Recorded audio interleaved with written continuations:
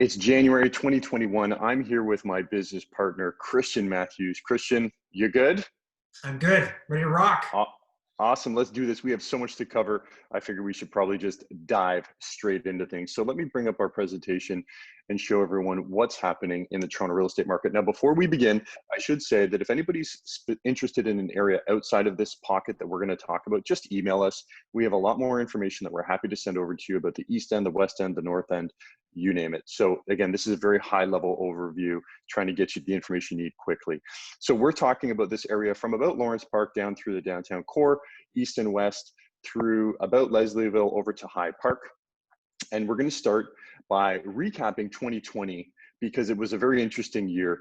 The end of 2019, the beginning of 2020, things got a little bit, what would you say, Christian, frothy? It was getting a little expensive. It was getting expensive fairly quickly, and then the lockdown kind of put a halt to that. So, Yes. So perfect segue. Got really expensive January, February. Then the lockdown happened. Everybody was stuck at home. Lockdown 1.0 for about 2 months. The middle of May, things opened back up again. And when they opened back up, there was an initial resurgence in both the condo and the low-rise sector. So when I say low-rise, I mean houses, semis, detached, townhouses, row houses. And then what we saw was two very different markets. The low-rise sector continued its upward trajectory, price growth, not very much inventory as people moved over and moved up. They wanted more space. And the condo sector started to really lag as we headed into the fall market. It was showing signs of a possible correction. And then December happened and we're kind of like, what? So we're going to talk a little bit about December, but that was last year in a nutshell. And we are seeing some signs of things getting frothy yet again, not so much in the condo sector, but Christian, you were just saying the other day that you were out in Leslieville just earlier last week or later last week, and 5 bully offers on a property before the offer date.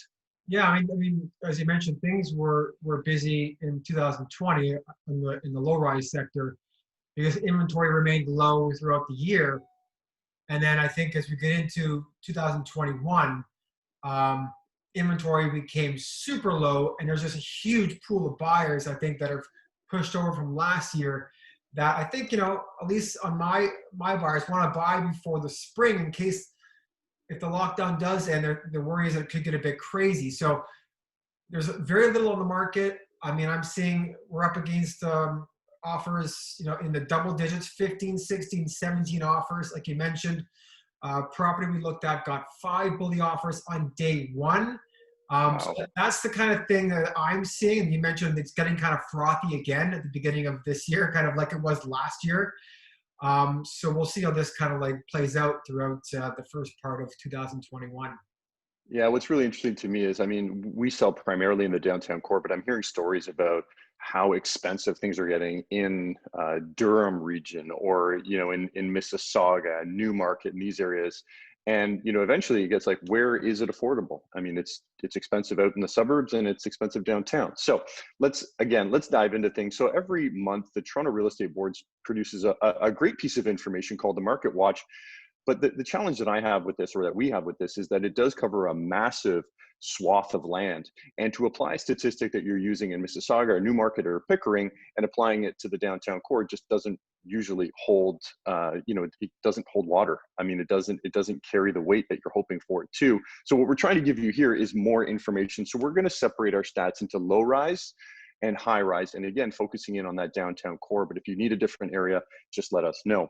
So looking at average price growth, because this is what everybody wants. Now, keep in mind that I'm considering December of 2020 over December 2019. So if I just look at that particular month, you can see that detached semis and townhouses, we saw anywhere from a 4 to 14% growth in price, which is quite substantial. But again, it's only for the month of December. Remember that we said that December 2019, things were getting a little frothy.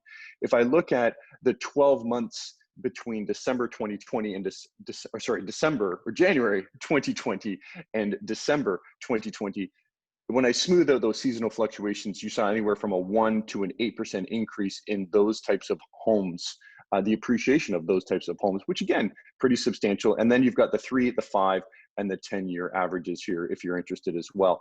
This is a graphical representation of what has been happening in terms of price growth over the last 10 plus years.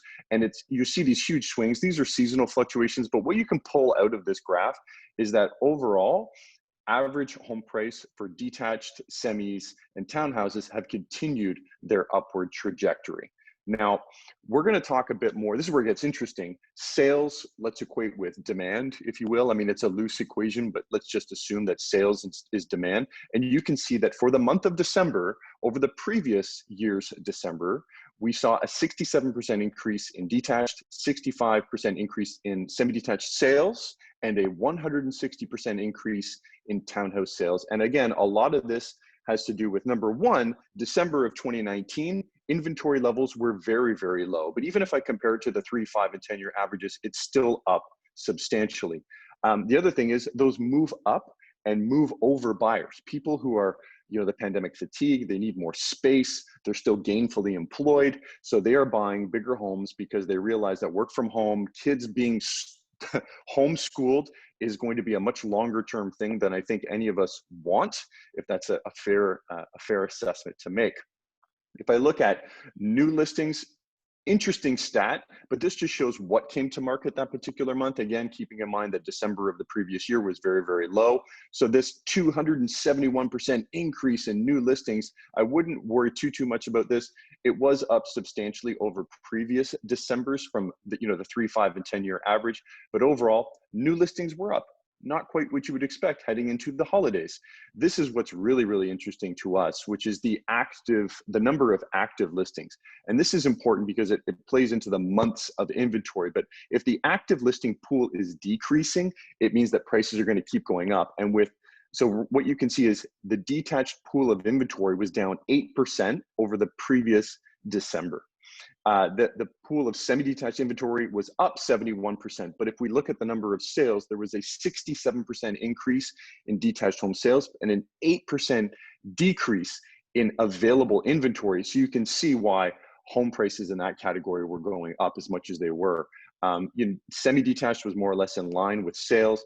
And then townhouses, 160% increase in sales activity for townhouses with an 87% increase in supply. So again, sales still outstripping supply in a very big way, and even looking back over previous years.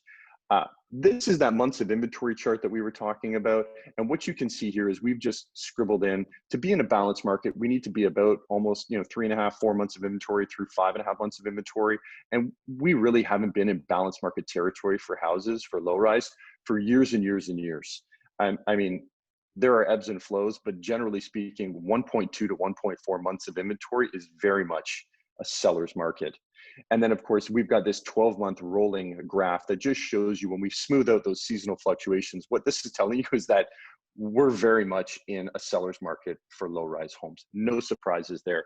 Christian just told us about, the 5 bully offers that he had on a property. And frankly, for me, mid-December, I'm in a bidding war with, I think it was 12 offers in Parkdale, like leading up to the holidays, which was surprising. So now let's talk about the high-rise sector, which I know everyone thinks is going to correct. And hey, let's jump into things because this is where it gets even more interesting. So a reminder, we're talking only about the downtown core. And when I look at average price growth for condos, no big surprises here. We're down 12%. Christian, I'm seeing it. You're seeing it. Does this surprise you in any way? No, I mean, I'm out right now looking at condos for clients of mine, and I'm looking at days on market, and they're like 30, 60, 90 days. So I think that will continue.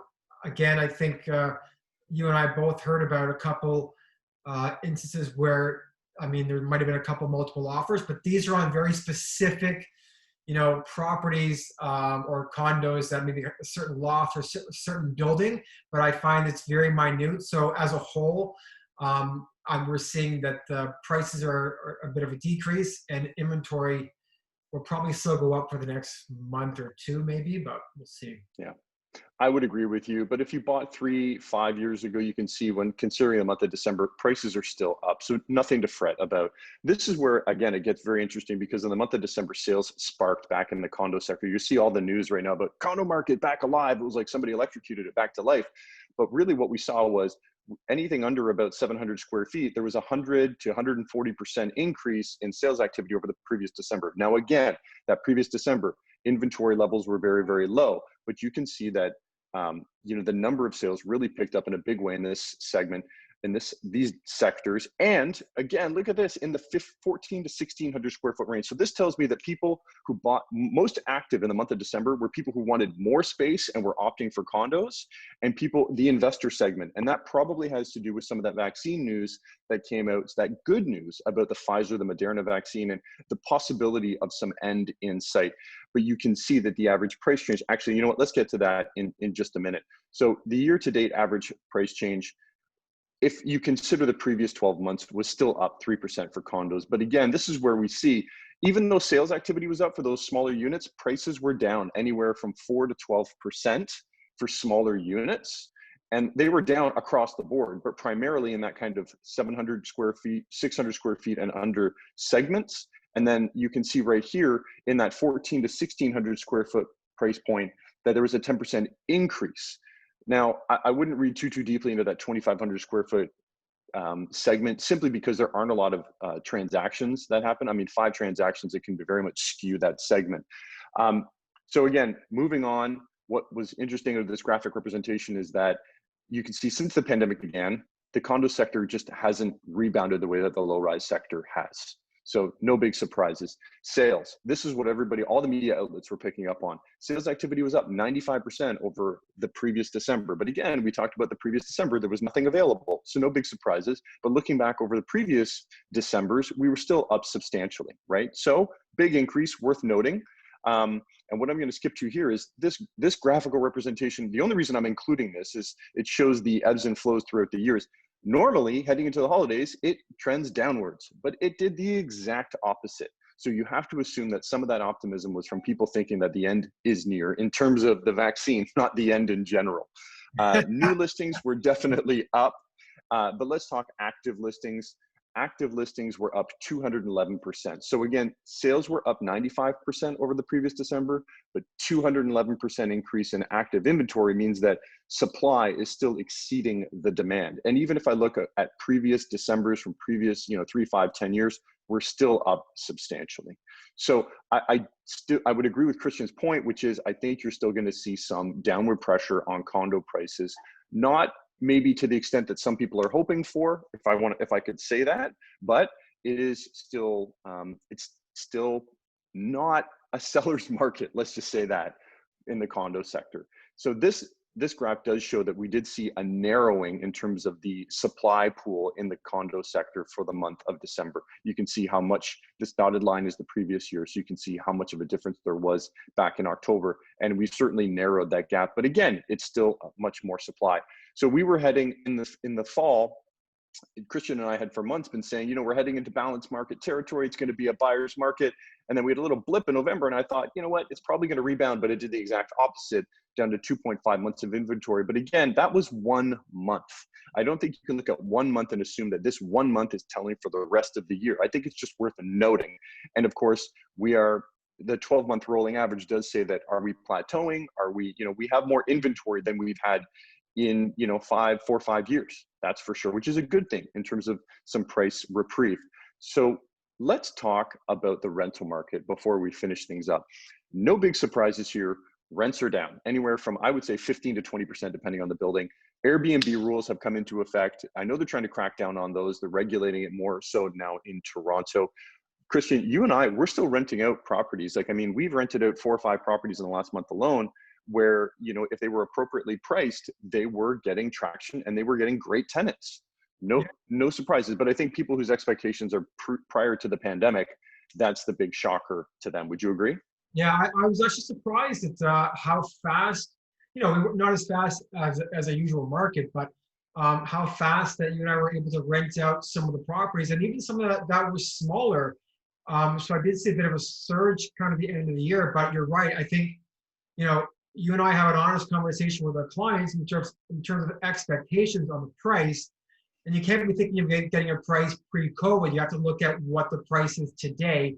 As long as it's priced properly, we're seeing it move. We're seeing it being rented out. It might take a week or 2 or 3, but the transaction's happening. So as long as your prices are in line with the current market, we're seeing things move. Yeah, I was a little, we do have one or two that I'm kind of surprised that they haven't had traction, good 2-bedroom units that, create a great work live opportunity that still are lingering, that are well priced. So there is still some great opportunity, but if you're an investor, rents are down and they're down substantially.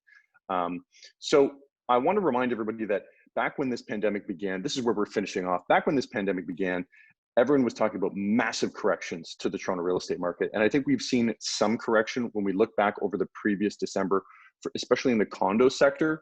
But if we're looking, across the market on the whole, low rise have continued to appreciate in value. I think the suburbs are getting terribly expensive, and I have to wonder how long that's going to continue.